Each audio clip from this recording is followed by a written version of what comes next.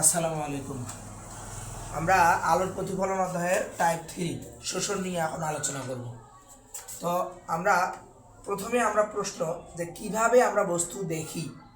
তো আমরা জানি মৌলিক রং হলো তিনটি। মৌলিক রং কয়টি? তিনটি। একটা হচ্ছে রেড, গ্রিন আর ব্লু। রেড, গ্রিন আর ব্লু। RGB দিয়ে আমরা এটাকে মনে রাখি। তো এই তিনটা মৌলিক রং থেকেই 7টা রং আসে: বেগুনি, নীল, আসমানি, সবুজ, হলুদ, কমলা, লাল। তো এখন খেয়াল করে দেখো, তোমাদের কিছু বিষয় আমি বুঝাই। শোষণটা কিভাবে আমরা বস্তু দেখি, কিভাবে আমরা বস্তু দেখি। একটা বিষয় খেয়াল করে দেখো, এই যে এটা একটা গোলাপ ফুল।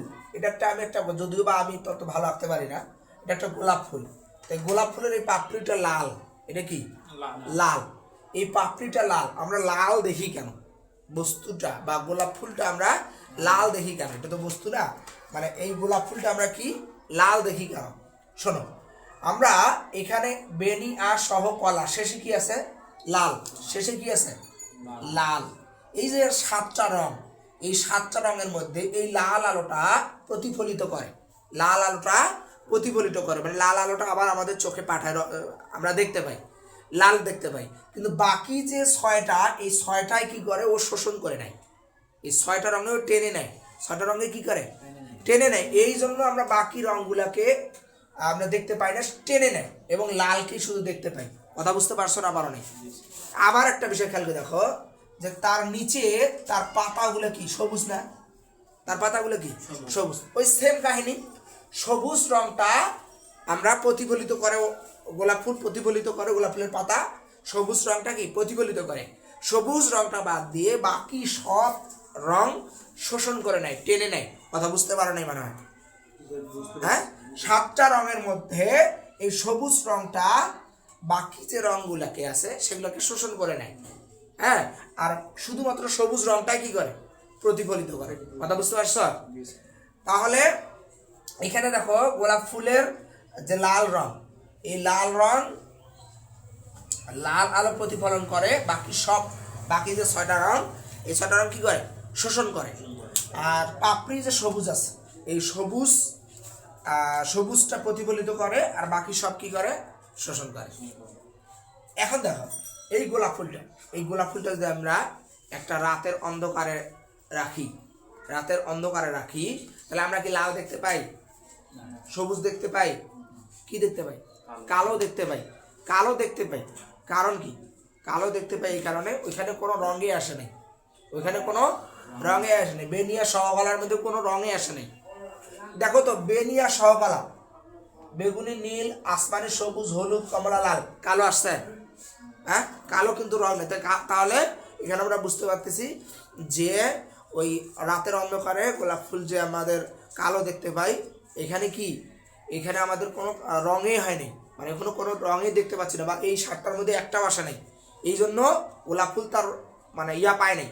যদি শুধু লাল আসতো, ধরো একটা লাইট জ্বালাইছে, এনার্জি লাল লাইটগুলো আছে না, ওই লাইটটা জ্বালাইছি লাল। কি জ্বালাইছি? লাল। আমি কিন্তু সাদা জ্বালাইনি, লাল জ্বালাইছি। তখন কি করবে জানো? এই লালটা পাওয়ার কারণে ওই লাল প্রতিফলন করবে, মানে গোলাপ ফুলটা লাল দেখা যাবে। কারণ কি? ও লাল দেখাইছে। কিন্তু যদি বাকি সব আলো আসতো তাহলে ওগুলা শোষণ করে নিত। আরেকটা বিষয় খেয়াল করে দেখো, কিভাবে শোষণ করতো আমি তোমাকে বলি।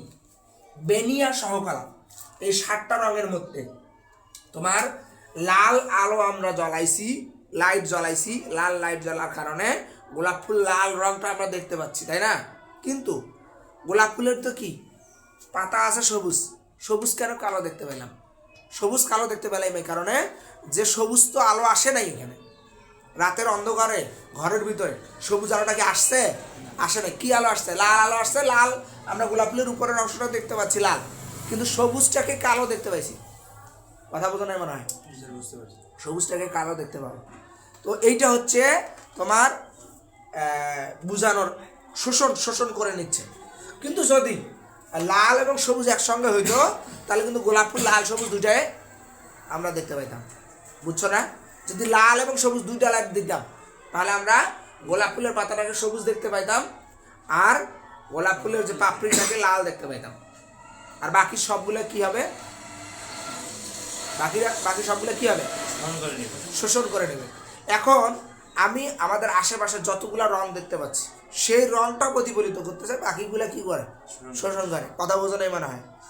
কিন্তু কালো, কালো জিনিসটা মনে রাখবা, কালো কালোই, কালো কালোই, কালো কোনো কিছু কালো মনে করো তোমার বাকি তোমার রাতের অন্ধকারে, এটা হিসাব আমি উদাহরণটা বাদ দিলাম। আমি যদি তোমাদের আরেকটা উদাহরণ দেই, যে আমরা যখন কাপড় শুকাতে দেই, তো কালো কাপড় এবং সাদা কাপড় একসঙ্গে শুকাতে দিছি, তো কালো কাপড়টা তাড়াতাড়ি শুকিয়ে যাবে, আর সাদা কাপড়টা একটু শুকাইতে সময় লাগবে, কি তাই না? হ্যাঁ, তা কেন? কালোটা সবগুলা শোষণ করে নিচ্ছে, সবগুলাই শোষণ করে নিচ্ছে, কিন্তু তোমার সাদাটা শোষণ করে না। এই বোর্ডটা কোনো কিছু শোষণ করে না। তুমি একটা রাতের অন্ধকারে আসবা, তাও বোর্ডটা সাদা দেখতে পাবা। অর্থাৎ বোর্ড এক কথা, সাদা কখনোই কোনো কিছু শোষণ করে না, কিন্তু কালো সব কিছু শোষণ করে। কথা বুঝতে পারছো? আরেকটা বিষয় কালকে দেখো, এটা একটা সানফ্লাওয়ার, একটা সূর্যমুখী ফুল। এটা একটা কি? সূর্যমুখী ফুল। এখানে তোমার কি আছে বলো দেখি? হলুদ আছে না? হলুদ আছে। আর হলুদটা কি হয় মনে রাখবা? হলুদ হচ্ছে লাল রং এবং সবুজ রং যদি একত্রিত করো তাহলে হলুদ রং হবে।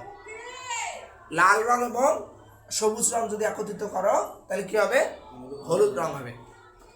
এখন একটা বিষয় খেয়াল করে দেখো, এই যে হলুদ, এই হলুদটা তাহলে এখানে তোমার স্কুলে গেছে বলো তো,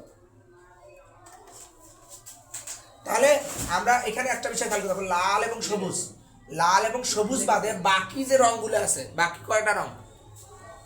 বাকি 5টা রং না? 7টা রঙের মধ্যে এখানে কয়টা রং আছে? 2টা রং আছে।